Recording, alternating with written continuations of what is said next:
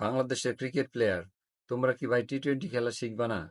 এই যে India 196 run করলো 5 উইকেটে, তখন মনে হচ্ছিল যে এটা হচ্ছে ব্যাটিং পিচ, কিন্তু যখন ওদের ইনিংসটা শেষ হইলো 196 গুলো 5 উইকেটে, তারপরে তোমরা ব্যাটিং এ নামলা ভাই, তোমরা কি করলা? 146 রান 20 ওভারে 8 উইকেট। এটা কোনো কথা হইলো? তোমরা ব্যাটিং এ নামলা পরেই হচ্ছে যে ওটা বোলিং পিচ হয়ে গেল, তোমরা আর রান করতে পারো না। এর কারণ হচ্ছে কি? এর কারণ হচ্ছে যে তোমাদের হচ্ছে যে টার্গেটটা হচ্ছে 20 ওভারে 130, 40, 50। তোমাদের সর্বোচ্চ মাত্রা হচ্ছে 150। তোমাদের টার্গেটটা এরকম হলে তো হবে না। টি-20তে হচ্ছে বিগ শট খেলতে হবে।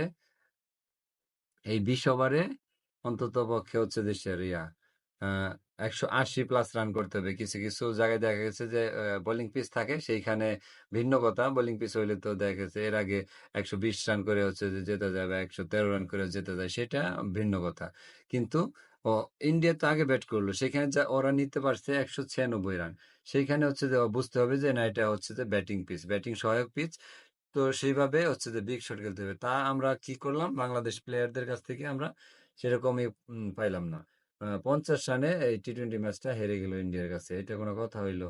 সো প্লেয়ারদের উদ্দেশ্যে একটা বলছি ভাই, তোমরা বিগ শট খেলো, তাইলে হচ্ছে দেশের, আমাদের বাংলাদেশ একটু উপকার পাইতে পারে। আর টেন্ডেন্সিটা হচ্ছে দেশে ভালো করতে হবে, যাতে তোমরা এই সফল কাম হও।